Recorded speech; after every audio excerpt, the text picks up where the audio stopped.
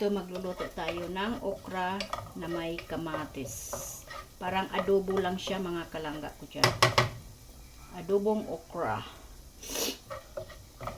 Kasi ang okra pala, mga kalangga ko dyan, sabi ng doktor, ay the best na nakakatulong sa may diabetes. Nakapababa din ng sugar. Kaya, sino yung mahilig sa okra, kaya maganda pala talaga. Kaya ituloy niyo lang sa mga mahilig sa okra. Ako mahilig din sa okra, pero ang alam ko lang ay laga. Pero mayroon pa palang ibang paraan. Pwede mo rin gawing adobo. Adobong okra. Kaya ito yung gagawin natin, mga kalangga ko dyan. At ito, ilalagay natin ang kamatis. Dalawang kamatis ito, mga kalangga ko dyan. Adobong okra na walang suka. Diba? Kasi masarap. Masarap siya dahil nasubukan ko ng magluto. At nasarapan ako, kaya uulit akong magluto.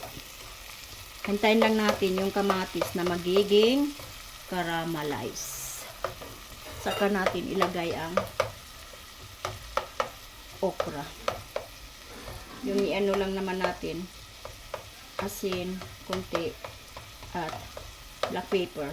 Yun lang ang timpla natin, walang iba. Kaya takpan natin siya, mga kalangga ko dyan. Ito na siya, mga kalangga ko dyan. Caramelize na yung kamatis natin. Kaya ilagay na natin yung okrang hiniwa.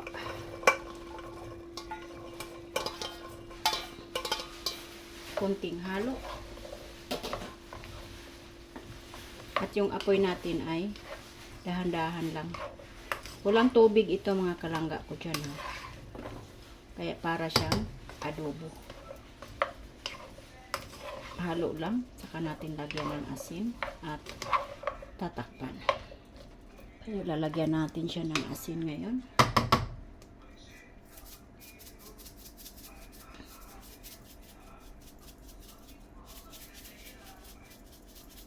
Himalaya pink salt ang gamit natin, mga kalangga dyan. At black pepper.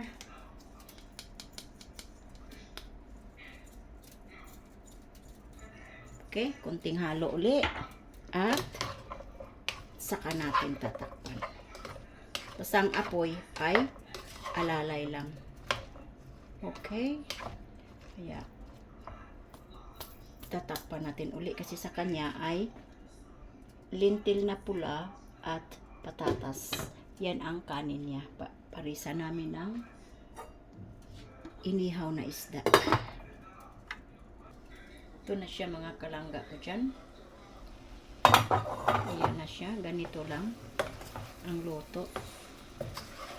Hindi ba? Kaya patay na natin dahil kakain na kami. At magsandok tayo. Okay. Ganito lang siya ang pagluto dito sa okra. Kung gusto ninyo din ng ganito ay pinakamadali lang, mga kalangga ko dyan.